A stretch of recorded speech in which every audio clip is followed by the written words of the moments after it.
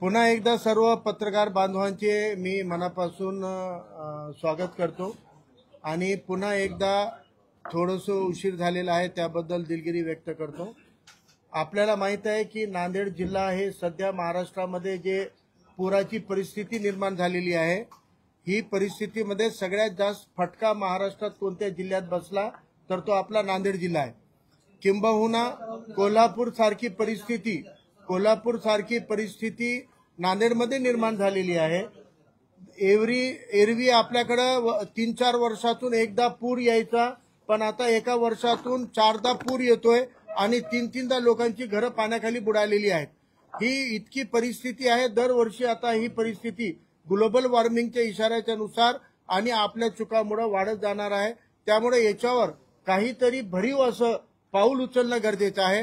निवडून आलेले विधानसभा लोकसभेचे प्रतिनिधी शहराच्या विकास आराखड्याकडे बघायला तयार नाही आहेत। शहराला जोडणारे, शहरातून जाणारे जेवढे नाले आहेत, बहुतांश नाल्यांना बंद करून त्याच्यावर स्लॅब टाकण्यात आलेला आहे, रस्ते बनवण्यात आलेले आहेत आणि त्या नाल्यांना डायव्हर्जन न केल्यामुळे, त्या नाल्यांमध्ये विकास नाही केल्यामुळे, त्याची रुंदी आणि डेप्थ न वाढवल्यामुळे, त्याला सुरक्षा भिंत न उभी केल्यामुळे त्या नाल्यांची पूर्ण ओव्हरफ्लो होतो आणि बॅकवॉटरचं पाणी सुद्धा लोकांच्या गल्ल्याच्या वसाहतीमध्ये जातो। 2-2, 3-3 दिवस लोकांच्या घरामध्ये पाणी जाऊन थांबत असतो। या नांदेडमध्ये जे एक नाला आहे, जे आपण बघतो की आजूबाजूच्या 10-12 गावाचं आणि पूर्ण शहर, आता जे पुरे गाव होते ते नाला पावडेवाडी करत श्रावस्ती नगरला येतो आणि श्रावस्ती नगरला पसरट होतो, तिथून खडकपुऱ्याला येतो, दुलेशा रहमानला येतो आणि त्यानंतर डंकिनला जातो। या नाल्याला जर पावडेवाडीच्या अलीकडून डायव्हर्जन केलं आणि एक पर्यायी नाला तिथून बनवला तर 50% नाल्याचा लोड कमी होईल आणि मग लोकांच्या घरामध्ये पाणी जाणार नाही। त्याला 50-60 कोटी रुपये लागतील, पण दरवेळेला पूरग्रस्तांच्या मदतीला 5-50 कोटी द्यायला तयार आहेत। गेल्या 4 वर्षामध्ये 100-150 कोटी पूरग्रस्तांना म्हणून वाटायला पण भाग पाडलेला आहे, पण तेच 100 कोटी खर्च करून जर नाल्यांची हे केली, पर्याय उभे केले तर पुराची परिस्थिती उद्भवणार नाही। हे आणि असे अनेक प्रश्न आहेत जे नांदेड जिल्ह्याच्या स्तरापर्यंत होणार नाहीत, म्हणून याला वरच्या पटलावर घेऊन जावं लागणार आहे। आदरणीय बाळासाहेब आंबेडकर 18 ऑगस्ट पासून 3दा-4दा आलेल्या पुरावर डायरेक्ट आमच्या पदाधिकाऱ्यांचे आमच्याशी संपर्कात होते। प्रत्येक अपडेट आम्ही त्यांना दिलेली आहे। आदरणीय बाळासाहेबाला नांदेडला यायचं होतं, पण शेड्यूलमुळे त्यांनी आदरणीय सुजात आंबेडकर साहेबांना इथं पाठवलेलं आहे की हे काय पूर परिस्थिती आहे आणि 4-4दा लोकांच्या घरात पाणी का जातोय हे बघण्यासाठी आदरणीय सुजातदादा आंबेडकर इथं आलेले आहेत। तुम्हाला संबोधित करण्याआधी किरोडा नावाच्या ग्रामीण भागामधली परिस्थिती त्यांनी प्रत्यक्ष पाहिली। वसरणी पासून, श्रावस्ती नगर पासून खडकपुरा, दुलेशा रहमान, भीमघाट, देगाव चाळ, सिद्धार्थ नगर आणि मळ्यामधला परिसर आम्ही पाहणी केलेला आहे। अजून 2-3 परिसर राहिले। प्रेस कॉन्फरन्ससाठी आम्ही अर्धवट दौरा सोडून आलो। एकूण ही परिस्थिती तुमच्याशी संवाद झाल्यानंतर माननीय जिल्हाधिकाऱ्यांची वेळ घेतलेली आहे। कलेक्टर साहेबांना सुजातदादा आंबेडकरजी काय परिस्थिती आहे हे मांडणार आहेत आणि नांदेड जिल्ह्याला या पूर परिस्थितीतून मुक्त करण्यासाठी ठोस उपाययोजना आम्ही आमच्या निवेदनाच्या माध्यमातून देणार आहोत आणि जर जिल्हा स्तरावर हे नाही झालं तर राज्य स्तरावर आम्ही आदरणीय सुजातदादा आंबेडकर आणि बाळासाहेब आंबेडकर यांना विनंती करतो की त्यांनी थेट नगर रचना मंत्रालय आणि मुख्यमंत्र्यांच्यापर्यंत नेऊन नांदेडला या पुरापासून मुक्त करावं। आपले काही प्रश्न असतील तर सुजातदादांना आपण विचारू शकतो। हा,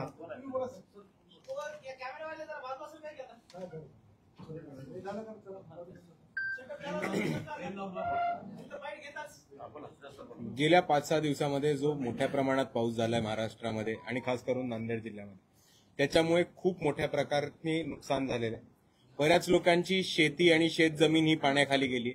बऱ्याच लोकांच्या घरामध्ये पाणी शिरलेलं आहे आणि ते पाणी शिरून 2 ते 3 दिवस तिकडे राहिल्यामुळे घराचे भिंत आणि घराचं बांधकाम हे खच्ची झाले असल्यामुळे ते घर कधीही कोसळू शकतं, अशी परिस्थिती आहे।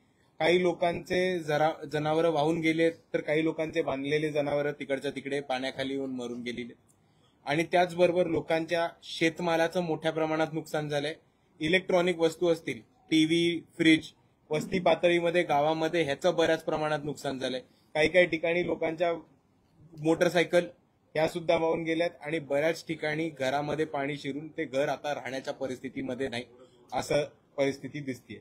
त्याचबरोबर आम्ही जेव्हा ग्रामीण भागामध्ये जेव्हा दौरा केला तेव्हा ग्रामीण भागामध्ये प्रामुख्याने हे दिसत होतं की पाणी अजून ओसरण्याचं नाव नाही घेते आणि त्याचबरोबर जे गावामध्ये पाणी शिरले त्याला बराचसा फ्लो आहे आणि ते पाणी वाढत होतं असं सुद्धा दिसत होतं. त्याचबरोबर जेव्हा आम्ही शहरी भागामध्ये दौरा करत होतो तेव्हा पाणी चढतंय आणि पाणी वाढतंय असं आमच्या सगळ्यांच्या लक्षात आलं होतं आणि ह्याचा अर्थ हाच होता की परत एकदा कोणतीही पूर्वसूचना न देता पूर्वकल्पना न देता पाणी सोडलं गेलंय आणि हा एक खूप घातक प्रकार आहे. कारण जितक्या लोकांशी आम्ही बोललो त्या सर्वांचं एकच कॉमन स्टेटमेंट होतं की आम्हाला 15 ते 20 मिनिटं ते अर्धा तास मिळाला होता बाहेर पडायला. याचा अर्थ एवढाच होतो की कोणतंही इंटिमिडेशन दिलं नव्हतं, कोणतीही पूर्वसूचना दिली नव्हती, कोणतीही वॉर्निंग दिली नव्हती. 15 ते 20 मिनिटं एका माणसाला मिळतात, त्याच्यामध्ये त्यांनी त्याच्या घरातल्या किमती सामान घेऊन जायचं, महत्वाच्या गोष्टी घेऊन जायच्या, अन्नधान्य घेऊन जायचं, पुढील कामाचे डॉक्युमेंट्स घेऊन जायचे का इतरांचा जीव वाचवायचा. आणि हा निर्णय घ्यायला 15 मिनिटं हा खूप छोटा काळखंड आणि 15 मिनिटांमध्ये कोणी माणूस आपल्या पुढचं जीवनाचा हा निर्णय घेऊन अशक्य. आणि दुसऱ्या बाजूला बघितलं तर हा प्रामुख्याने प्रॉब्लेम जो येतो तो दलित वस्त्यांमध्ये येतो, मुसलमान बहुल भागांमध्ये येतो आणि कोणतीही शासनाची मदत आतापर्यंत इथे पोहोचली नाही ही परिस्थिती आहे. दुसऱ्या बाजूला मला आपल्या सर्वांना एवढं सांगायचंय की आपण जर शासनाची मदत बघितली तर ती क्षुल्लक म्हणणं पण कमी आहे, तर ते अपमान आहे. ज्या माणसाचा 1 हेक्टरापर्यंत जमीन आहे त्याला 8,500 फक्त 8,500 एवढे रुपये देण्यात येत आहेत. आता 8,500 रुपयामध्ये एका माणसाचा गुजारा होणं अवघड आहे, एका कुटुंबाचा कशी देखभाल कोण करणार हा मोठा प्रश्न आम्हा सर्वांना पडतो. त्याचबरोबर आपण जर जनावरांचं बघितलं तर दुधाळ जनावरांना 4,000 रुपये आणि तसंच ओढकाम करणाऱ्या जनावरांना 2,000 पर्यंत रुपये इतकं देण्यात आहे. आणि ज्या लोकांचं घर 2 दिवसापेक्षा जास्त पाण्यात आहे त्या लोकांना 5,000 रुपये देण्यात यावे अशी ह्यांनी म्हटलेलं आहे. आता जर आपण बघितलं तर हे खूप खूप क्षुल्लक अपमानास्पद किंमत आहे. जिथे 8,500 महाराष्ट्र शासन देते हेक्टरा मागे तिथे पंजाबचं सरकार 80,000 रुपये प्रत्येक शेतकऱ्याला देते. त्याचबरोबर आमची ही मागणी आहे की 4,000 रुपये आणि 2,000 रुपये जनावराला न देता जनावराचा बाजारभाव हा त्या शेतकऱ्याला दिला पाहिजे. आणि त्याचबरोबर जेव्हा बाळासाहेब आंबेडकर हे अकोल्याचे खासदार होते तेव्हा त्यांनी एक अकोला पॅटर्न चालू केला होता पूरग्रस्तांच्या मदतीला. ते म्हणजे 5,000 रुपये तिकडच्या तिकडे पूरग्रस्तांच्या हातामध्ये पहिले देऊन कलेक्टरच्या मार्फत आणि मग पंचनामा झाल्यानंतर पंचनाम्याच्या नुसार नुकसान भरपाईची रक्कम देणं. आता ते 98 मध्ये हा प्रकार केला होता जेव्हा 5,000 रुपये कलेक्टरना प्रत्येक पूरग्रस्ताला देणं सहज शक्य होतं. ते आता 2025 मध्ये जी महागाई वाढली ते बघताच 5,000 रुपयाचे 25,000 रुपये करण्याला काही हरकत नाही. 25,000 रुपये तिकडच्या तिकडे शेतकऱ्याला देणं आणि त्याच्यानंतर त्यांचे पंचनामा झाल्यानंतर सर्वे झाल्यानंतर जी माहिती मिळते त्याच्यानुसार त्याची नुकसान भरपाई करणं ही आमची तातडीची मागणी. आपले काही प्रश्न असेल तर आपण विचारू शकता. शेतकऱ्यांना मदत देण्याचं मागणी सगळेच करतात. शेतमजूर आहेत त्यांचं पोटच शेतीचं काम करून आम्ही शेतमजुरांसाठी पण एक महत्वाची मागणी केली आहे. आपल्याला सर्वांनाच आज संध्याकाळपर्यंत आमची प्रेस नोट उपलब्ध होईल. त्याच्यामध्ये आमचं असं म्हणणं आहे की ज्या ज्या लोकांचा रोजगार थांबलेला आहे या पूर परिस्थितीमुळे त्या लोकांना पहिले कडधान्य, पहिले राशन आणि त्याच्यानंतर त्यांच्या आणि त्यांच्या पोरांची देखभाल करायला थोडा आर्थिक मदत ही तातडीने पोहोचली पाहिजे आणि ही जबाबदारी शासनाची. नाही, एकीकडे नांदेड जिल्हा आता चारी बाजूनं पाण्यानं कोंडलेला आहे. इकडून आसना आहे, तिकडून पेनगंगा आहे, गोदावरी आहे. तर अजूनही जिल्ह्याचा पालकमंत्री जिल्ह्यात आलेला नाही, शहरात आलेला नाही. आपली काय प्रतिक्रिया आहे? मी सकाळपासून जिथे जिथे गेलोय तिथे तिथे लोकांची एकच प्रतिक्रिया आहे की आमच्यापर्यंत अजून कोणी पोचलं नाही. इकडचे शासन, इकडचे शहरातले नगरसेवक तसेच ग्रामीण भागातले ZP मेंबर्स, पंचायत समिती मेंबर्स, आमदार, खासदार आतापर्यंत किंवा पालकमंत्री कोणत्याही बाजूला पोचलेले नाही. कोणाही पर्यंत मदतीचा हात गेला नाहीये. बऱ्याच ठिकाणी अजून सर्वे करायला किंवा पंचनामा करायला पण टीम्स पोचल्या नाहीयेत.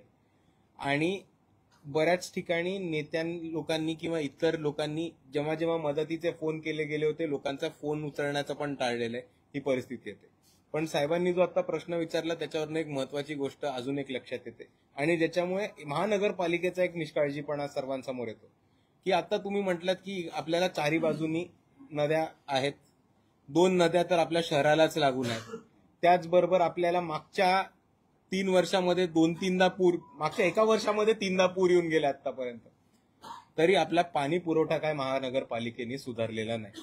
इतके पाण्याची अतिवृष्टी होऊनही ते पाणी साठवायचं कसं, ते पाणी जमिनीत झिरपायचं कसं आणि ते पाणी लोकांच्या वापरासाठी कसं वापरता येईल हे महानगरपालिकेला, शासनाला, आमदार खासदारांना सुचलेलं नाही. आणि अजूनही एका बाजूला पुराने पाण्याने नुकसान होतं आणि दुसऱ्या बाजूला प्यायचं पाणी, वापराचं पाणी 8 दिवसाआड येतं. ही परिस्थिती आपल्या सर्वांसमोर येते. आपण जिल्ह्यात पाणी केले, शहरी भागातही पाणी केले.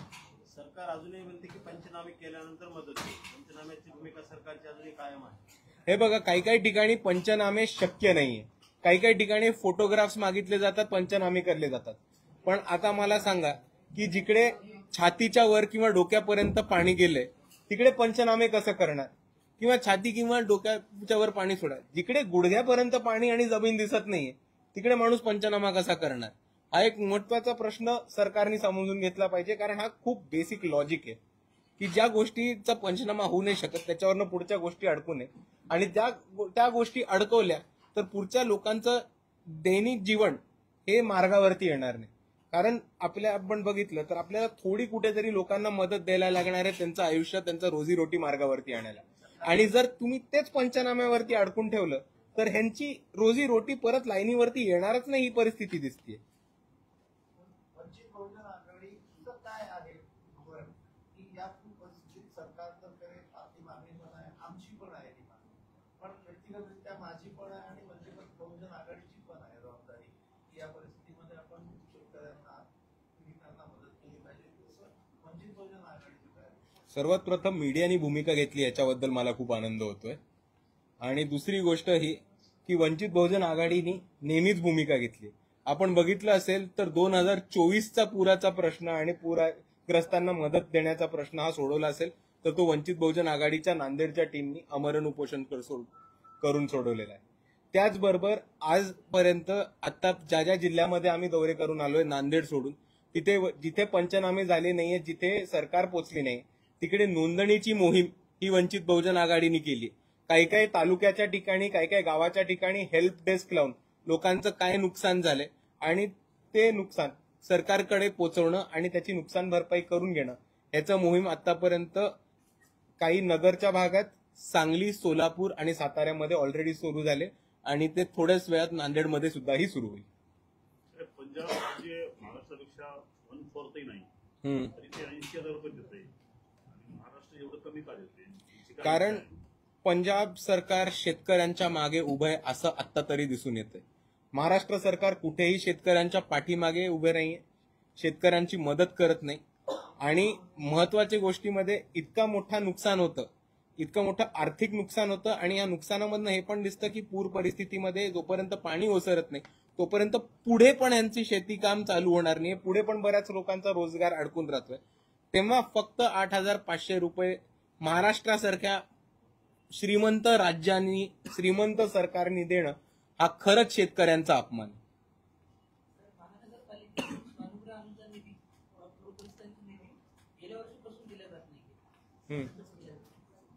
तर त्याचंच आंदोलन वंचित बहुजन आघाडीने मागच्या आठवड्यात केलं. 3 दिवस आमरण उपोषण केलं आणि 14,000 जे लाभार्थी होते त्याच्यापैकी 11,000 लोकांच्या अकाउंटमध्ये ते पैसे पोचले. ज्यांचे नाही पोचले त्यांची कालच माहिती घेतली होती आणि त्यांच्या अकाउंटमध्ये पैसे सरकारने रिलीज केलेत. बँकिंग प्रोसेसमध्ये 2 दिवसात पोचतील. जरी ते पुढच्या 2 दिवसात पोचले नाहीत तर वंचित बहुजन आघाडी जिल्हा अधिकारी कार्यालयावरती एक हेल्प डेस्क लावणारे, एक बाकडं टाकणारे, तिकडे आम्ही यादी घेऊन बसणार आहोत आणि ज्या ज्या लोकांना ज्यांचं नाव त्या यादीमध्ये आहे आणि त्यांना पैसे मिळाले नाहीत त्यांच्या अकाउंटमध्ये तिकडच्या तिकडे सरकारवरती दबाव टाकून पैसे देण्याचं काम आम्ही नक्की करू. राज्यात पूर परिस्थिती गंभीर आहे. नांदेडमध्ये सर्वाधिक नुकसान झालेलं आहे. ओला दुष्काळ आणि कर्जमाफी या 2 प्रमुख मागण्या शेतकऱ्यांकडून केल्या जातात. तर त्या मागण्याबद्दल सरकार अजूनही उदासीनच आहे. वंचित बहुजन आघाडीची काय मागणी? वंचित बहुजन आघाडीची या दोन्ही मागण्यांना पाठिंबा आहे आणि त्याच्याहून पण वंचित बहुजन आघाडीच्या अधिक मागण्या आहेत. पण आता सरकार दुर्लक्ष करते. सरकार शेतकऱ्यांशी, नागरिकांशी कोणत्याही प्रकारचा संवाद साधत नाही. जितके पण निवडून आलेले प्रतिनिधी आहेत ते एका महत्वाच्या काळामध्ये, जेव्हा त्यांची खूप जास्त गरज आहे, तेव्हा त्यांच्या जबाबदारीपासून पाठ फिरवत आहेत. आणि या परिस्थितीमध्ये नागरिक सरकारला नक्कीच धडा शिकवतील असं मला दिसतं. नाही, सरकार जर या पंचनाम्यात अडकून पडलं तर वंचित बहुजन आघाडीची पुढची भूमिका काय असणार आहे? वंचित बहुजन आघाडीची पुढची भूमिका लोकांचा आवाज हा ताकदीने सरकारपर्यंत पोहोचवणं आणि सरकारवरती जोपर्यंत लाभार्थ्यांना तो निधी पोचत नाही, जोपर्यंत गरजूंना ती मदत पोचत नाही, तोपर्यंत सरकारवरती प्रेशर बनवून, दबाव बनवून ते पैसे कोणत्याही परिस्थितीत मंजूर करून घेणं हीच वंचितची भूमिका राहील. सर, पूरे महाराष्ट्र में जहाँ जहाँ फैलाव आया, ऐसे इलाकों में महापालिका के जिला परिषद के इलेक्शन होने वाले, उसको आगे बढ़ाने के लिए आपका कोई डिमांड है? महानगर पालिका और जो जिला परिषद के इलेक्शन है उसका अभी तक ऑफिशियल डेट नहीं निकला है, इसलिए मैं इस पे कोई भाष्य नहीं कर सकता. पर अगर महाराष्ट्र की परिस्थिति ऐसे ही बिकट रही, अगर ये प्रॉब्लम सॉल्व नहीं हुआ, तो हमारी ये जरूर मांग रहेगी कि पहली मदद ये लोगों को की जाए, इलेक्शन बाद में देखा जाएगा. साहेब, राष्ट्रपती यांची मिसेस आरएससीच्या कार्यक्रमाला जाणार आहे. त्यांनी निमंत्रण स्वीकारलं आहे. हा, आई नाही, मिसेस बरोबर बोललात, बरोबर बोललात तुम्ही. आरएससीच्या कार्यक्रमाला त्यांना निमंत्रण दिले आणि त्यांचे जे पुत्र आहेत डॉक्टर, त्यांनी सुद्धा म्हणलं की आम्ही याच्या अगोदरही आमचे वडील गेलेले आहेत, दुसऱ्या विरोधी लोकांच्या कार्यक्रमाला जायला काय हरकत? आपलं काय म्हणतं? म्हणून मी नेहमी म्हणत राहतो, माणूस विचारांनी आंबेडकरवादी असला पाहिजे, जातीनी नाही. रिजर्वेशन को लेके एक टॉपिक चल रहा है, महाराष्ट्र की मांगे पूरी की सरकार ने, उसके बाद ओबीसी को लगा कि हमारा ऊपर जाने वाला है और बंजारा समाज के मसले पर सरकार से स्ट्रगल कर रहा है. ये पूरे इश्यूज चल रहे हैं, उस दौरान कुछ कम्युनल इश्यू के आ रहे हैं, तो क्या ये कम्युनल इश्यूज को डाइवर्ट करने का एक स्ट्रेटेजी है? इसको आप कैसा देखते हैं? नहीं, देखिए, जो अभी आरक्षण की डिमांड की जा रही है वो उनकी मूलभूत मांग है और उनका हक है. और वो जो गरजू समाज है, जो वंचित समाज है, वो आरक्षण की मांग कर रहे हैं. बीजेपी का ये हमेशा से डाइवर्जन पॉलिसी रहा है, टैक्टिक रहा है कि दो समाजों के बीच में, दो धर्मों के बीच में, दो जातियों के बीच में दंगे फसाद करो. वो दंगे फसाद से जिले, राज्य और देश जलाओ और वो जलती हुई देश पे वोट लो. ये बीजेपी का ट्राइड एंड टेस्टेड फॉर्मूला है. ये गुजरात 2002 से भारत 2024 तक चलता हुआ आया हुआ फॉर्मूला है और वो इसी तरह से करते जाएंगे. जब तक बीजेपी सत्ता में है भारत में, महाराष्ट्र में, तब तक जाति जाति में और धर्मों में दंगे फसाद बढ़ते जाएंगे और ये बीजेपी की ही करतूत है. आगामी काळामध्ये निवडणूक आहे, त्यामुळे जे सरकार जाती जातीमध्ये भांडण लावते आरक्षणाच्या मुद्द्यावर, काय वाटतं? हे बघा, निवडणूक नसत्या तरी बीजेपी जाती जातीमध्ये भांडणं लावते, त्यांचं काम ते. तर निवडणूकच आहेत म्हणून बीजेपी करते असं नाही. तो जाती जातीमध्ये भांडणं लावणं हा संघाचा डीएनए आणि ते त्या डीएनए बद्दलच काम करतात. काय काय एससी वर्गामध्ये जे वर्गीकरण होणारे, अबकड करणार आहेत, त्याच्याबद्दल आम्ही वंचित बहुजन आघाडीनी भूमिका विधानसभेच्या वेळेस आणि त्याच्या आधीही जाहीर केली. अबकड आणि वर्गीकरणाला वंचित बहुजन आघाडीचा विरोध आहे आणि हा जातीमध्ये, पोट जातींमध्ये भांडणं लावण्याचा प्रकार आहे असं आमचं ठाम म्हणणं. उद्या जर सरकारने जर वर्गीकरण केलं तर आपलं काय? आम्ही वर्गीकरणाला एकतर विरोध करत राहू, तो GR येईपर्यंत त्याचा विरोध करत राहू, लढत राहू. आणि जर तो कानून आला तर एका बाजूला न्यायालयीन लढाई लढू की ही पॉलिसी चुकीची आणि ही योजना खारिज केली पाहिजे. सुप्रीम कोर्टानंच आदेश दिले क्रिमिलेअरचा दिलाय, वर्गीकरणाचा नाही दिला, क्रिमिलेअरचा दिलाय. आणि दुसऱ्या बाजूला रस्त्यावरची लढाई, आंदोलन हे आमचं चालूच राहील. एकोणपन्नास जाती तसे प्रवर्तक आणि केवळ एकच जात मागणी करत आहे. अशा परिस्थितीत भूमिका काय घेता येईल? एका जातीचं ऐकलं जाईल, लोकांना सोडून. हे बघा, डिमांड हे सगळी लोक करतायत आणि त्याच्यावरती डिबेट्स व्हायला पाहिजेत, डिस्कशन्स व्हायला पाहिजेत, सगळ्यांच्या प्रतिनिधी समोर बसून एक चर्चा व्हायला पाहिजे आणि त्याच्यावरनं नक्कीच निष्पन्न निघेल. तुझ्या न्याय संस्था न्याय करते आहे असं आपल्याला वाटतंय का आज? काय म्हणताय? न्याय संस्था न्याय देत आहे का? हे बघा, आता ह्याचं उत्तर मी तुम्हाला केस टू केस देऊ शकतो. तुम्ही केस सांगा, मी उत्तर देतो. जनरल बघा ना सर, की जसं आता मुस्लिमांचा प्रश्न होता वक्फ कायद्याचा, तर न्यायालयानं 2 बाजू थांबवल्या, बाकी तर सगळं चालूच आहे. मग थांबवलं त्यांनी. तुमचा प्रश्नाचं उत्तर तुम्हीच तर दिलं ना साहेब. नाही, माझा प्रश्नच आहे की आपल्याला असं विचारतो की हा न्याय आहे का? मग कुठला? न्याय सरकारला हवा तसा दिला गेला ना. हो, तर मग आम्ही 2014 पासून म्हणत होतो की जेव्हा जेव्हा भाजपचं सरकार येणार आहे तेव्हा इकडची न्यायव्यवस्था, डेमोक्रेसी, लोकशाही ही खिळखिळीत करण्याचा प्रकार करण्यात येईल. आणि त्याच पद्धतीने इकडची ब्युरोक्रेसी ही कमजोर केलेली आहे आणि त्याच प्रकारे न्यायालयीन पद्धतीच्या गोष्टी सुद्धा बीजेपी काही काही ठिकाणी मॅनेज करते, हे आपल्याला सरळ सरळ दिसून आलेले. तुमचं राज्य कधी येणार आहे? तुमचं राज्य कधी येऊ शकतं? हे बघा, मला बऱ्याच लोकांनी एक प्रश्न विचारला की वंचित बहुजन आघाडीचं राज्य कधी येणार आहे आणि वंचित बहुजन आघाडी भरारी का नाही घेते. तर त्याचं मला सोपं उत्तर आहे की वंचित बहुजन आघाडी 2019 मध्ये स्थापन झाली, बरोबर. वंचित बहुजन आघाडी तळागाळातल्या कार्यकर्त्यांचा पक्ष आहे, पण तळागाळातल्या कार्यकर्त्यांच्या निवडणुकाच नाही झाल्या. स्थानिक स्वराज्य संस्था होऊ द्यात, वंचित बहुजन आघाडी सत्तेत येते. आज फक्त पुराचा दौरा होता का निवडणुकांची तयारी? फक्त पुराचा दौरा. प्रश्न निवडणुकीबद्दल फक्त आपल्या पत्रकार बांधवांनी विचारले, अजून कोणीही नाही. तयारीची काही बैठक आहे का असं? नाही, पहिले पुराचे मदत करू, मग निवडणुकीची. आपल्या सर्वांना धन्यवाद.